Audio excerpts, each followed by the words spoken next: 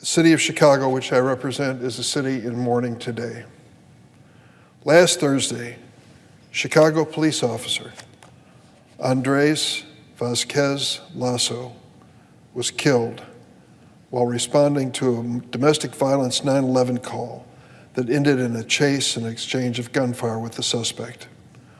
Officer Vásquez Lasso was 32 years old. He'd been on the police force for 5 years. He's married, has a little daughter. The man accused of killing him is 18 years old. Officer Vásquez Lasso had chased this man a short distance on foot when the man reportedly turned on him, pointed a gun at him, and killed him. That chase ended on the playground of an elementary school in the city of Chicago, where neighborhood kids were playing. As the bullets flew, the children took cover under slides and other playground equipment. Officer Vásquez Lasso was shot 3 times in the arm, leg, and head. He was the first Chicago police officer killed on the line of duty since Officer Ella French was murdered 18 months ago during a traffic stop. They had a memorial service for Officer French. My wife and I went to it. It was at Rita High School in the Beverly section of Chicago. I have never seen a larger outpouring of men and women in uniform to come and pay tribute to this officer who was killed in a traffic stop. I was there with my wife, and we had a personal feeling about the occasion once we went inside, saw her family, and heard more about her life.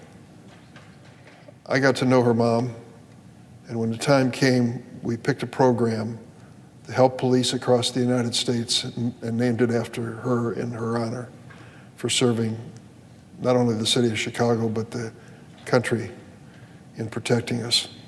Sadly, here we are again. Officer Vásquez Lasso just didn't protect the Southwest Side neighborhood where he served. He actually lived there.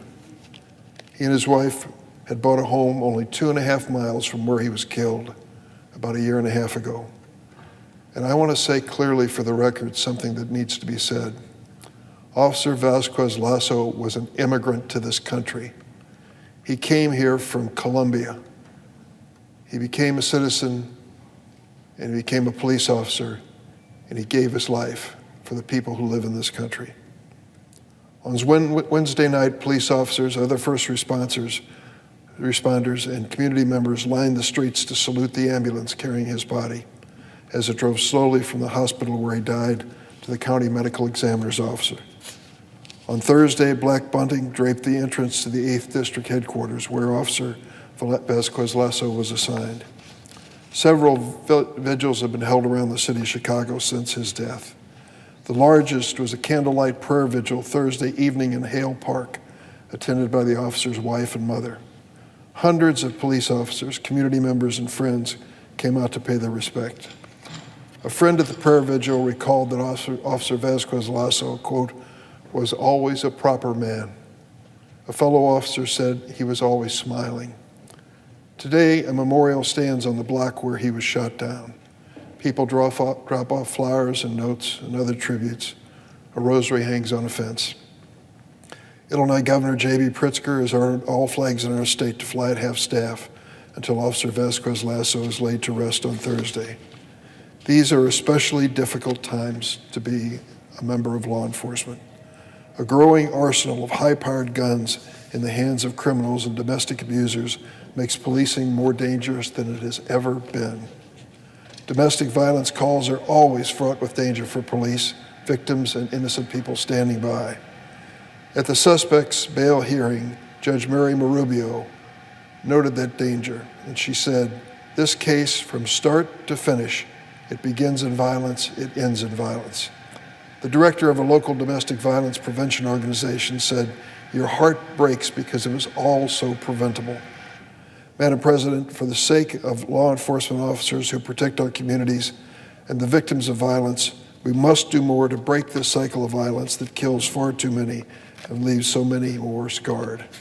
And we must do more to keep guns out of the hands of criminals and others who flatly should not have them.